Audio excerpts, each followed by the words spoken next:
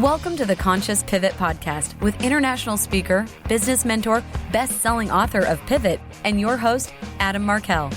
The Conscious Pivot shares the stories and wisdom of people who have successfully reinvented some area of their business and personal life. You'll gain powerful insights into how you can fully embrace new opportunities, increase your performance, and master the art and science of innovation and resilience. So please join Adam as he guides you on your conscious pivot. Hey, everybody. Welcome back to another episode of the Conscious Pivot Podcast. I'm your host, Adam Markell, and I am sitting in the seat today, just thrilled to be with all of you. I'm now, as my eyes are closed, I'm not sure if you're watching this on YouTube, you can see that. If not, I'm I'm giving you the play-by-play as you're listening. But my eyes are closed, and I'm sending you a whole lot of love. I absolutely just so dig that old Led Zeppelin song. I hope you guys all got that musical reference, and if not, then go check out that tune. It's such a rad song. But I'm sending out waves and waves of love, a whole lot of love to all of you. I have a great guest on the show today. I can't wait to introduce him in just a second.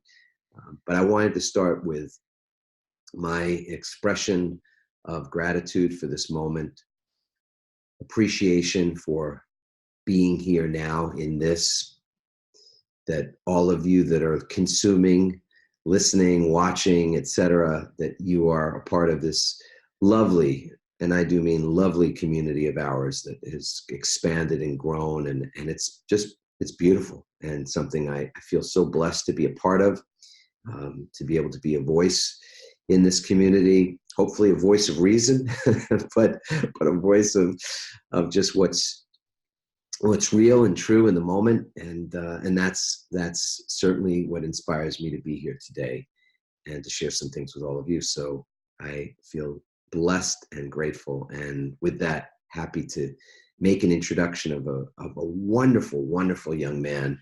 And I guess at this point in my life, I get to call other people young.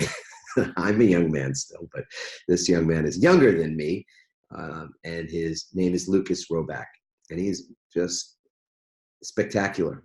Somebody I met about a year ago and was so taken by him, just by his authenticity and his sense of humor and his story, which is remarkable because he is a leader and stepping into his own greatness as a leader, as somebody that really will have a tremendous impact. It's already had a great impact in the world, but will have even greater influence because of who he is in the world. And I'll share a little bit about that, and we're going to just dive right in. You get to hear it from himself. He was diagnosed with multiple sclerosis, MS as it's called.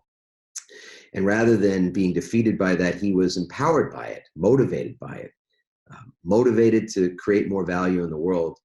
And he has continued to do that. He has formed an incredible foundation and an organization called the Wellness Fair. He is the president of the Health and Wellness Network, an organization that's part of the area that he lives in, southeast Wisconsin. He's somebody who's a best-selling author. He helps other people become best-selling authors as well. He created a company called Authorpreneur Academy. I'm going to actually talk a little bit about his book during this podcast. I shouldn't say his book because he has several books, but the book that I'm holding in my hand, for those of you who can see it, it's called I Am, and it's a children's book for positive thinkers with these incredible illustrations. It's just an incredible message. I actually bought, I guess it's about a year ago, I bought a dozen or so copies of this so that I could give it to my nieces and nephews and anybody else that I really cared about that was, it says here ages 0 to 5, which I always find is funny, that this book is for 0 to 5, because frankly, I'm past the age of 5, and I love this book. I think it's incredible. It's an incredible value for me as an adult or as a wannabe adult. And it just is incredible, just like the gentleman who wrote it, Lucas Robak. Welcome to the Conscious Pivot Podcast. Thanks for being here today. Hey, thank you very much, Adam, for having me. I greatly appreciate this opportunity. And before we even get started, on the next print of that I Am book, I have already made the correction. It's from baby to adult. Because the reason why is after some parents are like, "Oh, my child's 6 years old," and I'm just like, "Are you serious?" So People are very literal. yeah, it was like very literal. It's like, all right, fine, I'll just put baby to adult. It's like, I'm sorry, my kid is 6. I can't get this book, or I can't read it.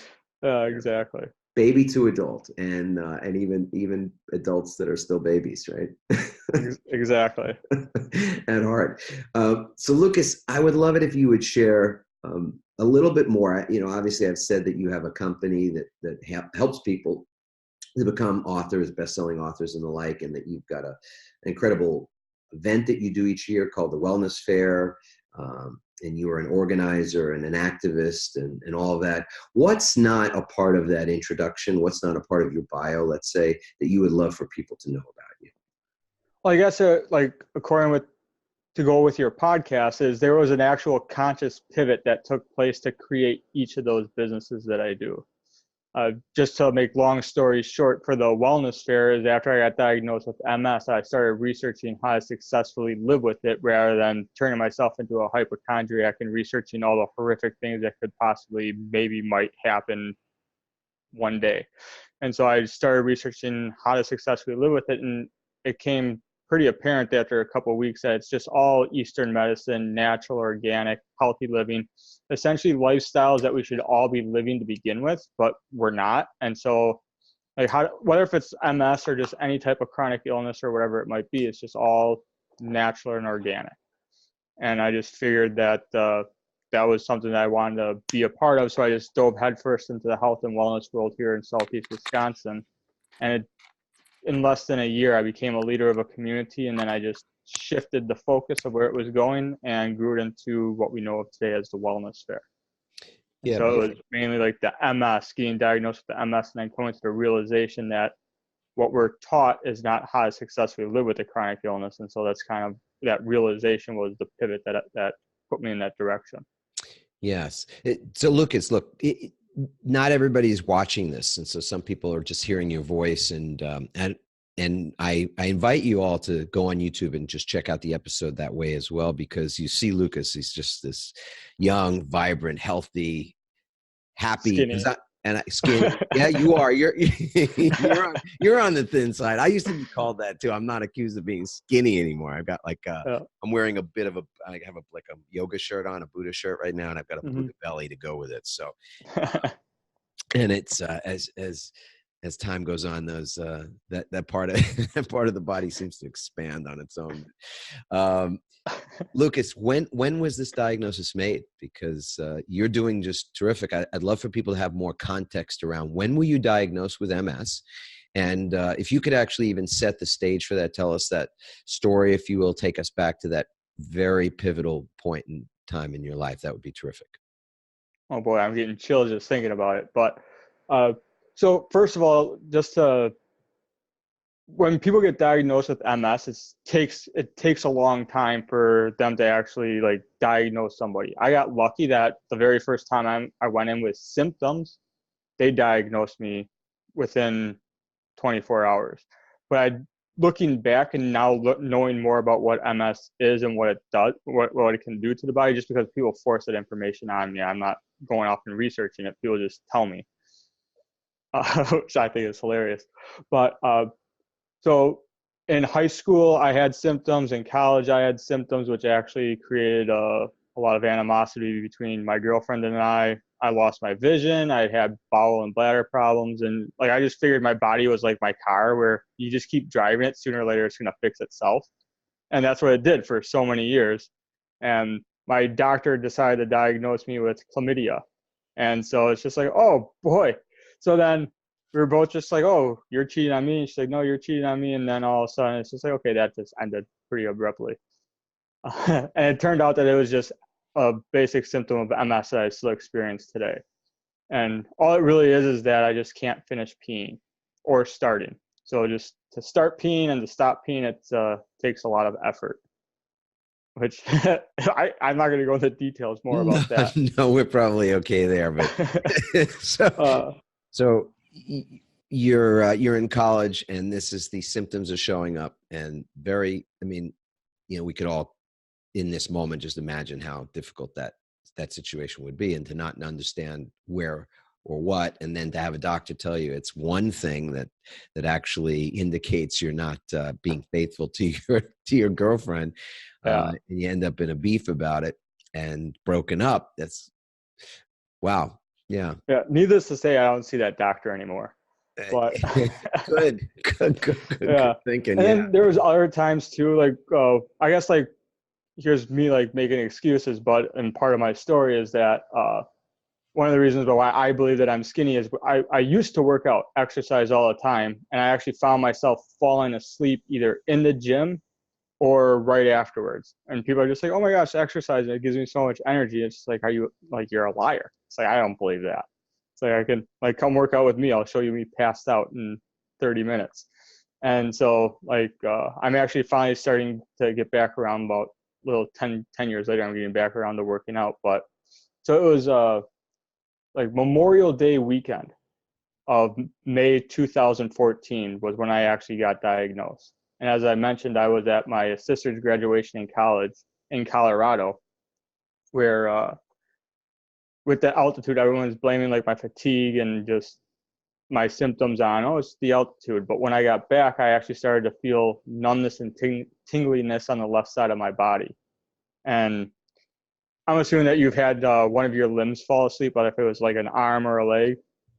Oh Yeah, yeah. so that was like my permanent reality, where it's just when your arm falls asleep, that's exactly. So I kept my left hand in my pocket because it didn't work anymore. I had a manual car, so my left foot on the clutch, I took a whole lot of concentration just to be able to use my left foot, let alone drive. And then it just got very painful. I was using walls, other people's shoulders, whether if they were strangers or people that I knew, just to use as a walker to keep my balance. Door frames just had this crazy knack to just jump out of nowhere and hit me.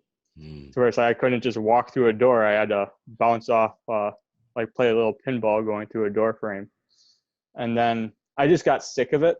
And so I decided to just drive to the hospital. And I actually parked in the farthest parking lot that you can park at the hospital that I went to. So instead of walking to a door, I just walked into the ambulance entrance. And after a CAT scan, the night shift neurologist told me that I had MS. I've never heard of it before, but then they held me for 3 days to do a bunch of tests and like lumbar puncture, blood tests, MRIs, just a ton of different stuff. And I was able to at least like walk out of the hospital at that point, which was nice because once I got there, I wasn't able to walk that well anymore. I can't even, I'm taking that in for myself, and I'm sure other people are taking this in right now and imagining what it would be like to get that diagnosis, to hear that. So what was happening for you other than the shock of it, which maybe that's all that was happening in the moment? I don't know. What was it like?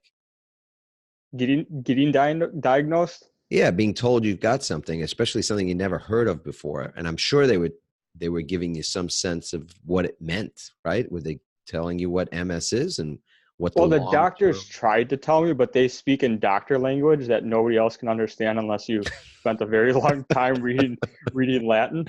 So yeah, I had no clue what they were saying. It's not bedside manner. It's something else, right? Yeah. So the nurse was my translator, and she did a very good job explaining it using metaphors and stuff, because they're like, oh yeah, the myelin sheath and all this like big Latin words. I'm like, everything was right over my head.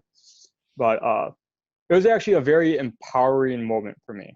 I didn't see myself as a victim. I still don't see myself as a victim. And I still see MS as one of the most beneficial things that happened to me in terms of what it is that I can now do with my life. I saw it as a tool. I saw it as a very positive moment while it was happening. Like looking back on it, even like the people that visited me in the hospital, you can ask them, like my parents, some of my friends, my aunts, they came to visit me. It was, we had a whole lot of fun for those 72 hours that I was laying in that hospital bed. On the hospital bed, because I was in the stroke unit, because that's just where their neurological unit was. So I was on the stroke floor, and I was considered a fall risk because I couldn't, by that time, I wasn't able to even use a walker on my own. I would be wheelchair bound.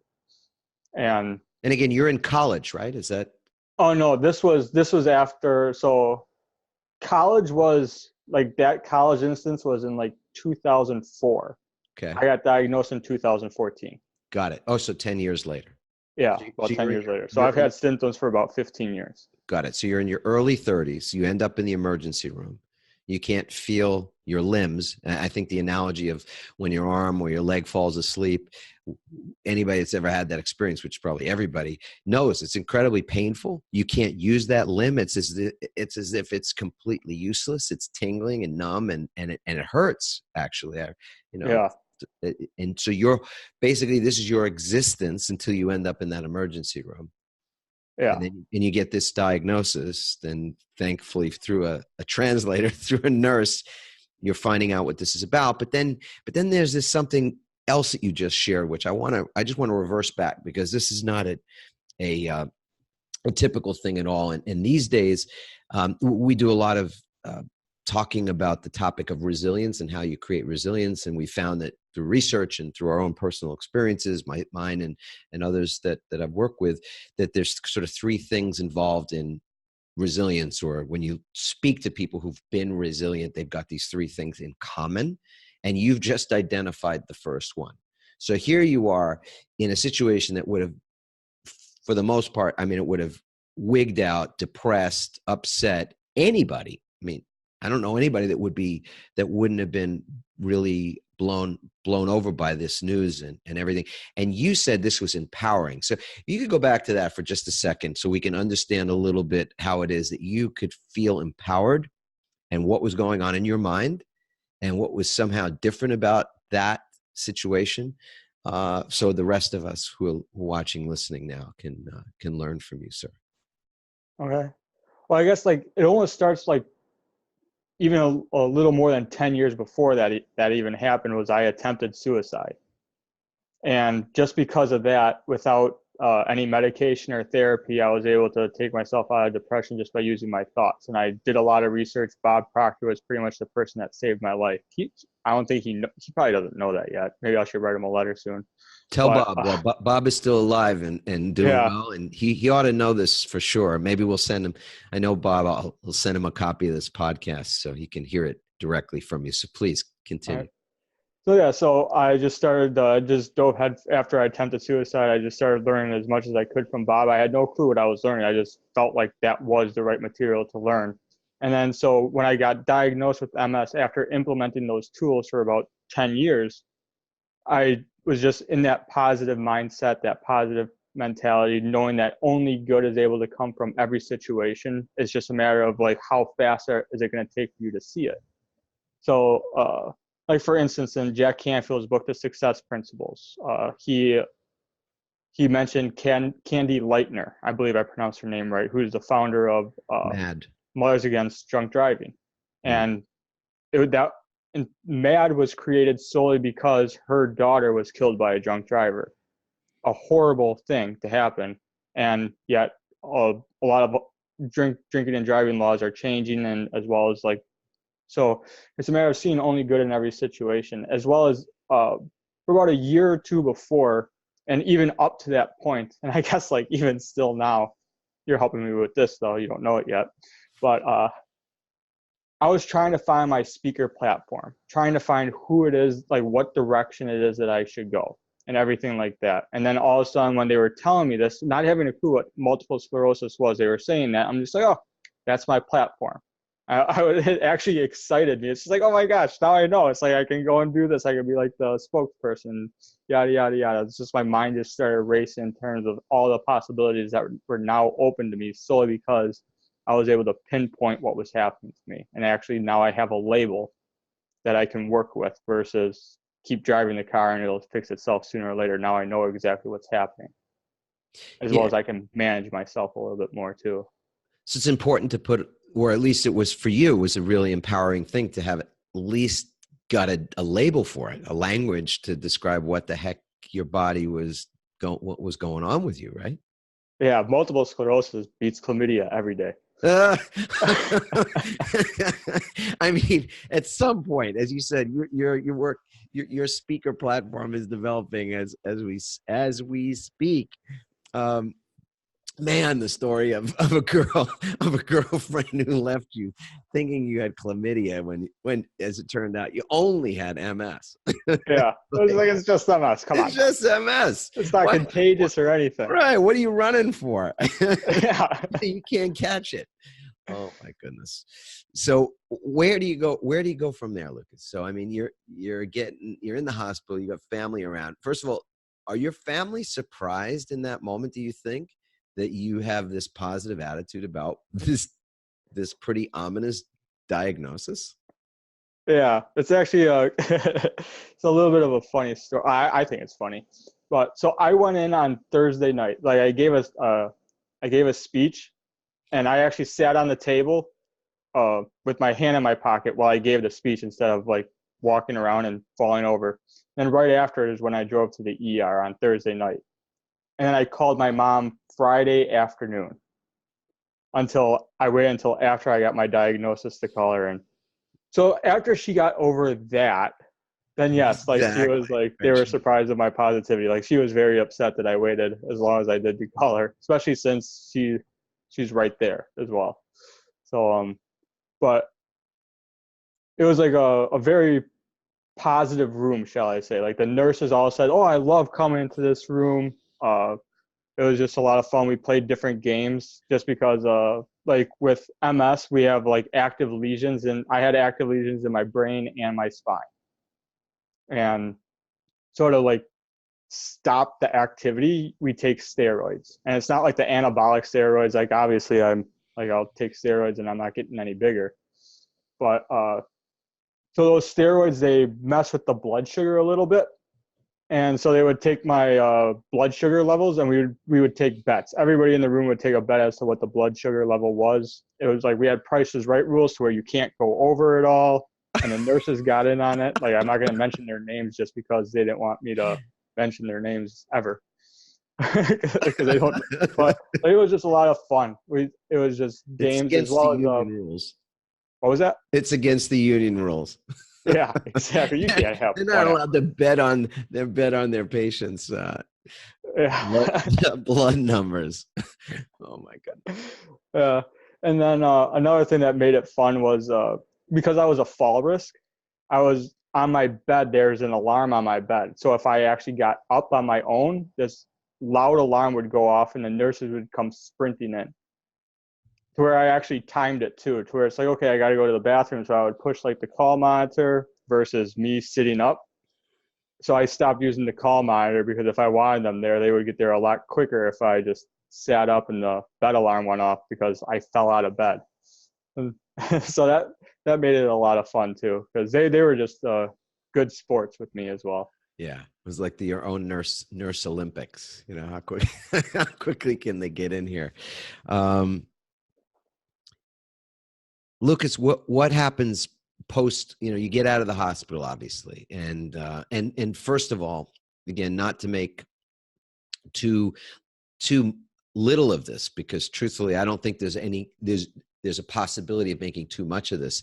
You took the situation you were in and you reframed it. That's at least this is the language that we apply to this particular characteristic, this trait of resilient people and resilient leaders, as you are one of those.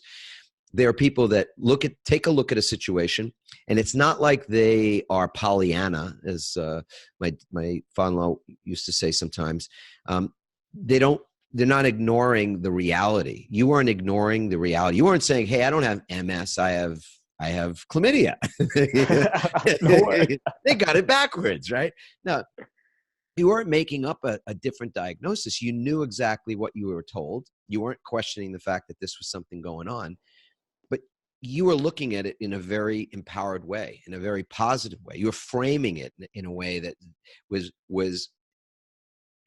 of a certain energy that not only was your family able to deal with what I imagine was a devastating bit of news that they received, But even like you say, the staff, the nurses, the personnel, people that are around these situations all the time, and they know when they walk into a room and it's dark and it's depressing and it's awful news. It's like, that's a particular energy. And then they got this guy over here who's just been told he has MS, but meanwhile he's like, creating the nurse Olympics, and he's got the prices right on his blood tests and things, and it's a completely different energy. So you took a realistic approach to something, but also applied a level of just, would you call it, what's the word? Is it empowerment? Is that the word you would use for your mindset at that moment?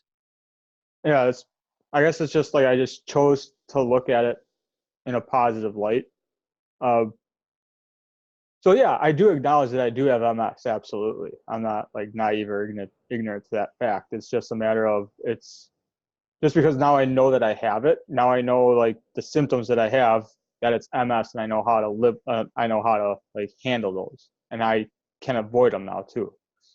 But because before it was all just I have no idea what's happening. So it's a good thing just to know that. But it's also, for me, it's a phenomenal marketing tool.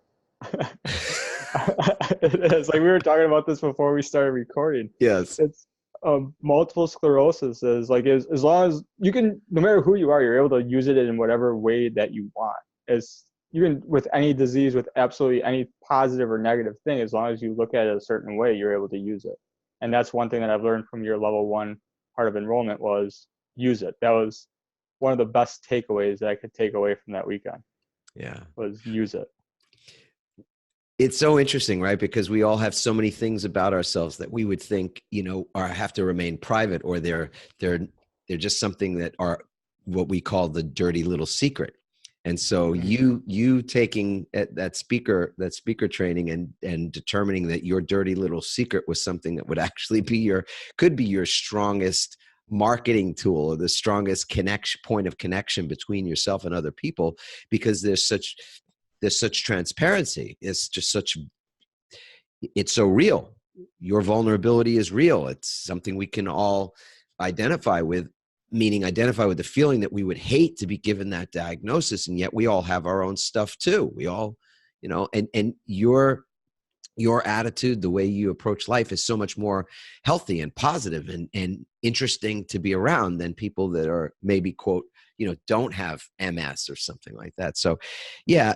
And this is couldn't have planned this any better. So the second thing, that the character trait that resilient people have, in addition to being able to find the creative opportunities and see the sunshine in a situation, or the positive side of even a real situation like yours. The second thing is that they find the meaning in things, that they search for the meaning. It's like Viktor Frankl's book, Man's Search for Meaning. And we all have to find the meaning in our lives, the good, the bad, the ugly. And so even to the tune of finding the meaning, the marketing meaning, the ability to take something that's painful and use it in a way to serve. And I know that when you talk about marketing, using the MS for marketing, really what you're talking about is to get people to be more aware and to take better care of themselves. But I prefer if you shared a little bit about the work you're doing and how it is that you're planning to use the MS, or are already using it as part of your platform to bring about more awareness and understanding of these things. Well, as you said, like I'm extremely transparent with my health. Like I waived it, like when I do things with other like functional medical practitioners, I tell them it's just waive the HIPAA law. I'll sign whatever you need to sign, just so that you can use me as a real life example versus metaphors and made up facts and like just made up stuff. So a lot of people are using me as examples, like when I go see a chiropractor, an acupuncturist, massage therapist, or whoever it might be. I just waive my HIPAA law for that. And another thing too is a lot of people told me, and they still tell me, like over the past few years, a lot of people, and it's almost like a conspiracy that's going on, is that they say if anybody should get diagnosed with MS, that it should be me. And at first, like I would be like super sarcastic, have a sarcastic response, like, yeah, if anyone should have cancer, it should be you.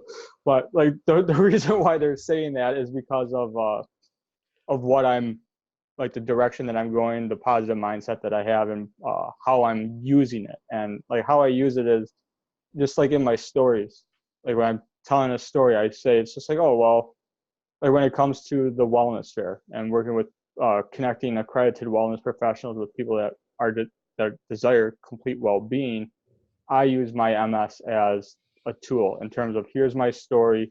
And after I learned about MS, that's when I learned about natural medicine, and that's the direction that I'm heading now. And you should join me because this is something that we should all be doing to begin with, not until you wait until something horrible happens. Let's make sure that it doesn't happen. And then when it comes to like working with authorpreneurs, is people just, first of all, people just love excuses. They just love making up excuses. And if they'd rather come up with an excuse than actually do something. And I was a master of that in college, to where people would call me up and be like, Lucas, I need an excuse. So I'm like, all right, I got 5, choose one. But when it comes to like your business, it's a whole different story. And yet business owners are making excuses. And so I use my MS saying, I have MS and I got this done. What's your excuse? It's very hard to top that. So I use my MS in that way to like motivate them, or it probably demotivates some people, obviously, but it's just a way for me to say, so it's like anybody's able to do it. Children are able to become published authors, which is something that I'm working on, as well as somebody with a chronic illness is able to do everything from start to finish all on his own, trying to figure it out and experimenting along the way. And so it's like, if I can do it, you can do it. Oh yeah. Well, my story doesn't top that at all. I simply sometimes say to people, look, I speak for a living, and yet I'm an introvert. So I travel and I'm in front of audiences of new people, strangers, if you will, kind of all the time. And yet I'm an introvert. So it's not, I don't have the same cred when I say that as you, when you say, hey, if I can do it, you can do it. I've got MS, that kind of thing. And it'll be something you'll be able to say as you're public speaking, and you're the face of your foundation more and more as well. But it does resonate with people, because there are a lot of folks out there who tell themselves a story that because they're shy or they're an introvert, or they just don't really see themselves as having, this charisma or something, that they can't get out and be a voice, speak a message, create that kind of a legacy, and impact the world in a really, using that tool to impact the world in a really positive way. So I think it's great leverage, brother. So more power to you that you use it in that way. So you've already ticked off these first 2 things. And I said, from our research, there's 3 ways that people typically create resilience. And this is looking at folks in many different situations. So without my saying what I think the third one is, or at least what research tells us is the third thing, I'm curious if there was a third way that you've been resilient, a character trait or a way of being. What would you say the third thing is? So the first one being that you frame, your perception is very positive. So you frame up, you reframe things really well. You find the meaning, or you found the meaning in your situation very quickly, and you've continued to find more meaning in the MS than in, something else like why me, and this is unfair, or any of the other stories that you could make up about it. What's the third thing? I wish I would have known there was going to be a quiz. I know. I know it's in your book. I read it and I was just like, oh, I love this. I even marked it, put some notes on it, but I can't remember the third thing. So my guess is persistence, tenacity, ambition, action, overcoming. That's my guess. Okay. But so I know I could find it in the book in a couple. This is so much fun, because you're right. There wasn't supposed to be a quiz. I apologize. I'm putting you on your spot, but really, as opposed to what might have been written in the book or something, I'm just curious about, for you so far, are you on board with the fact that at least 2 traits that we can detect that's created resilience in you is that positive attitude and your ability to find meaning in your situation? Would you agree with that? Absolutely, yes. Okay, cool. So if there's a third one, and there might be 10, But is there something else that you've done consistently over the last 10 years or so that have, or at least even from the 5 years since your diagnosis, that you would say has contributed to your being able to be resilient, to bounce back? I would say my vision of the future, as well as one phrase that is, I can't remember the movie that it came from, but it's like, keep on keeping on. Yeah. It's like, kind of like the consistency, the persistence. But yeah, otherwise I should have studied before I came. Like, No, you know what? I'm the one studying, because this is great for everybody listening, watching, and it's great for me as well, as part of just ongoing curiosity. Really, this is a big thing for us these days. It's just because we, in the world that we're living in right now, we don't have to too many things that we could say are wrong, too many things to sort of count or catalog. And the world is changing rapidly. So in the midst of all this sort of divisiveness and division and all that stuff that's really negative, there's also a world that's just rapidly changing through technology and other things. And disruption is ever present, change is ever present. So to be resilient from our standpoint, and cultivating resilience, it's not something you're born with. That's the research as well. It's can be learned. Epigenetics is a big factor in this, how the environment and our proximity to people who can show us what resilience looks like. So that's why I'm so thrilled that you're on the show, that people get to hear who you are and what your message has been. And the third thing that we found is just people that are resilient they have rituals for care, for self-care. They have rituals to take great care of themselves. And I'm assuming, because I know you a little bit, we've met, you came to our home for a couple of days for our workshop and things. So it's not like we're strangers. I think you take really good care of yourself. So am I off base there? a little off base when you use the word really. I take good care of myself. I wouldn't say really good. I'm working on the really part. But yeah, I do take good care of myself, and it's getting a lot better, especially after my diagnosis. It's been night and day. Yeah. So what does that look like for you? What are those rituals for self-care? If you could share those with us. All right, so in the morning, this is something that I got from Bob Proctor in one of his videos. I can't remember the exact video. It's like the most powerful habit that you can do in the morning. But every single morning, I express gratitude for 10 things that I'm grateful for. And what I've actually done recently is I'm expressing gratitude towards 10 things that I have yet to achieve. So I'm already grateful for the things that I'm working towards. And the reason why I'm doing that is because of there's a study by Dr. Patrick Hill and Dr. Nicholas Toriano. It was a 14-year study. I believe it was 14 years with 12,000 people. And out of that 14 years and 12,000 people, only obviously, and with that amount of people during that amount of time, some people are going to pass away. But they found that the only people that passed away were the people that showed a sign of a low life purpose. And so by having that purpose and working towards it, you're going to live a happier, healthier, and longer life is what they found. And so it's just like, I'm just going to start be grateful for the things that I'm working towards, which is also something that Bob Proctor teaches, but I'm taking it to like a next level type thing where it's like, I'm grateful. Everything that I'm grateful for is something that I'm working towards. Because throughout the day, I also, from the movie The Secret, they talk about the gratitude stone. So I always carry around a gratitude stone. Every time I touch it, I give something that I'm grateful for. And so I use that stone to give something that I'm grateful for in this moment. Absolutely. And so I just use that for what I'm doing grateful for that day. But the other rituals that I have is right after that, then I send love to 3 people that are bothering me. And what I found is that I'm sending love to the same 3 people almost every day. Every once in a while it'll change, but it's the same 3 people that are bothering me. And then one thing that you wrote in your book about the story with Keith Leon and how he changed his day from planning, as well as something that Bob Proctor teaches, is ask spirit, sit in silence for 5 minutes and ask spirit for guidance for the day. And spirit is either the energy, God, whatever word you use for God, Allah, Yahweh.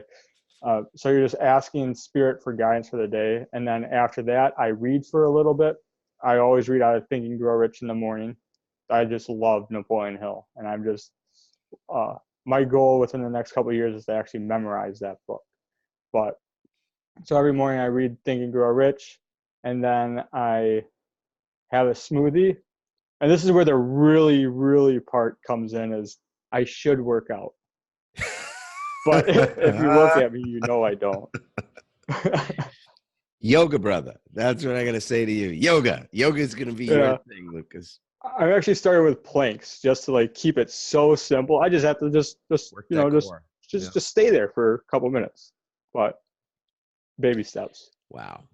Well, Lucas, you fulfilled for sure for me what self-care looks like, because that's a very intentional beginning of the day, and I'm with you on so many of the things you just said about beginning with gratitude. And earlier when you were saying it, I was holding up a stone. I have stones all over my desk. It's a kind of a crystals, stones, rocks that we found on the beach, shells, things, pieces of wood, just natural things from nature that when I hold them in my hand, I just feel closer to nature. I feel closer to Mother Earth and to God and Spirit, to all of my brothers and sisters. I think what you said as well about sending out love to people that bother you. What a concept, man. 3 people that bother you. Everybody tomorrow, when you wake up in the morning, you're going to send out love to 3 people who are irking you. We had a guest on our show some months ago, Dr. Michael Bernard Beckwith, and we had a great conversation about starting the day with an assignment and asking Spirit for that assignment. And similar to what you just said, that you can ask for that guidance, ask to be guided. Doesn't matter, I suppose what you think that source of guidance is. That's not even the point. So it's not a religious thing. It's just really a place of asking. I don't believe you can ever ask a question and not receive an answer. I believe it's cause and effect. So there's always going to be an answer to a question that's asked.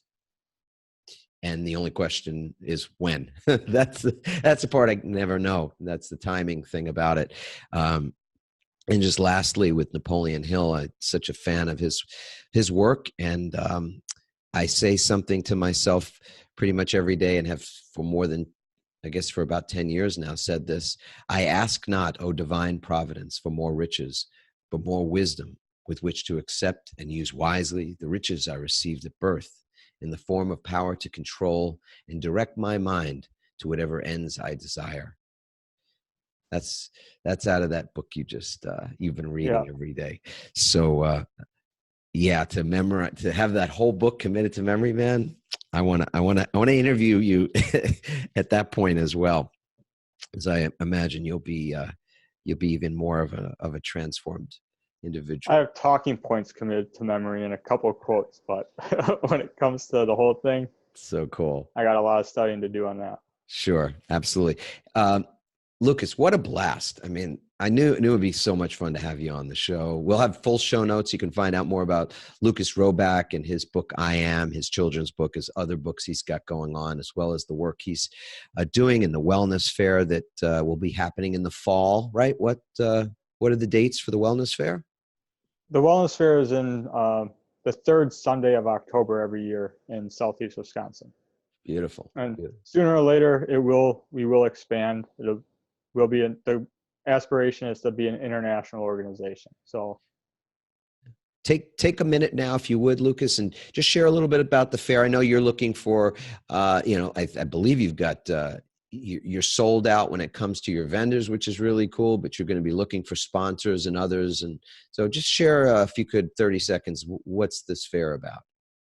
All right, so the 2019 fair is already sold out, but the fair itself is to connect accredited wellness professionals with those seeking complete well-being. And what it is we have a bunch of different vendors, and then we also have 5 presentations, 5 speakers who actually compete 1 month before in order to win that slot. So if somebody just say, oh, it's like, I want to speak, it's like, well, you first have to become a vendor and then you have to compete for it. And because I don't want to pick it, I get a panel of 10 judges that elect the speakers. And I'm thankful every single year. I'm so grateful that I came up with that idea to have a panel of people choose instead of me. But it's, every single vendor is different in terms of what it is that they're able to do for somebody. as it's all natural, organic. And in terms of the reason why we use the word wellness instead of holistic is because holistic is saying no Western medicine, period. Like, I'm not going to work with you if you're on Western medicine, versus wellness is saying, okay, keep taking your medication, but let's do this. And maybe possibly one day you might be able to take yourself off that medication. Yes. And so like the wellness practitioners are like chiropractors, acupuncturists, massage therapists, yoga.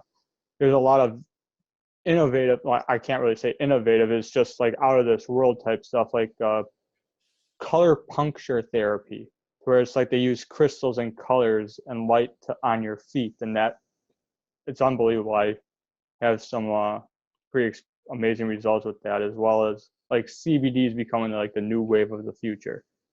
And so there's some shops that are opening up here in Wisconsin.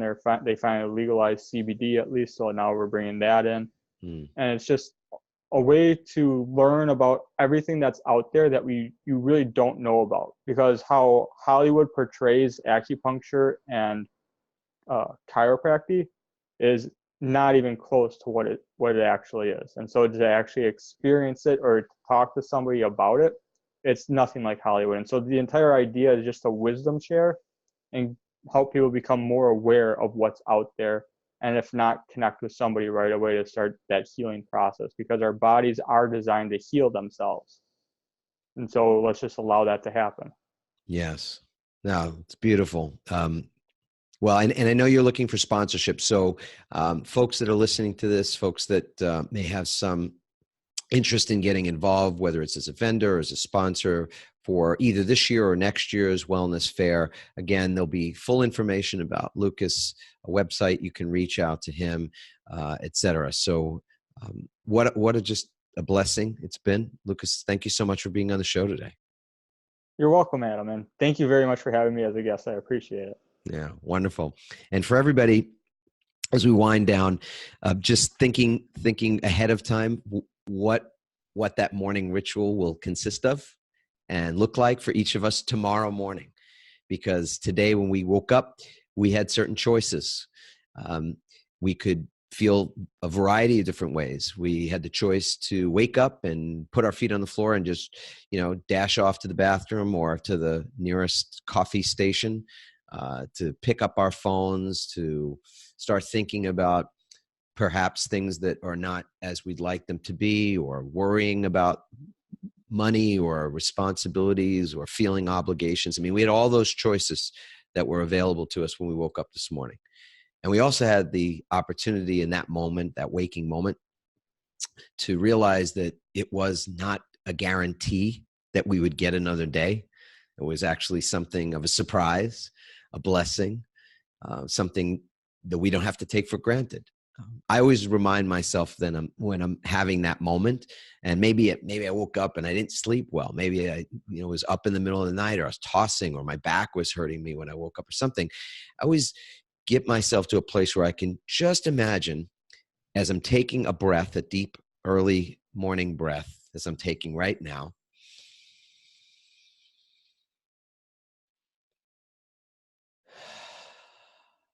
just filling up my lungs, feeling it, that there are people in this very moment who are taking their last breath.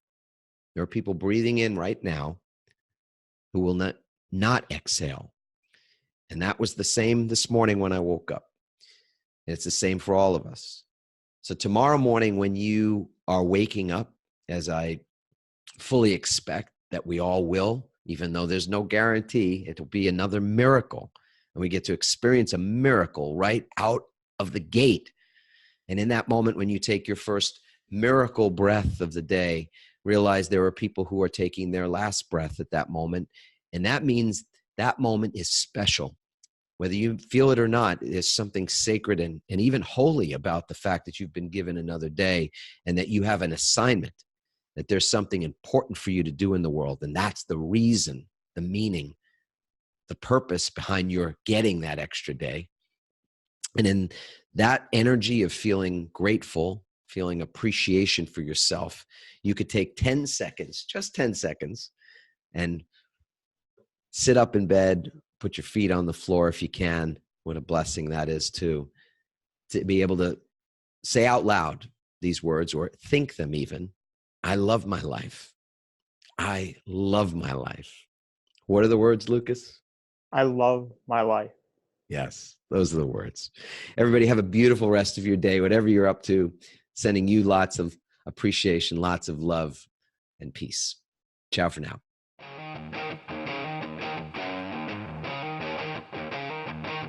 Thanks for listening, everyone. We hope you now have the tools and greater insights to navigate your own pivot.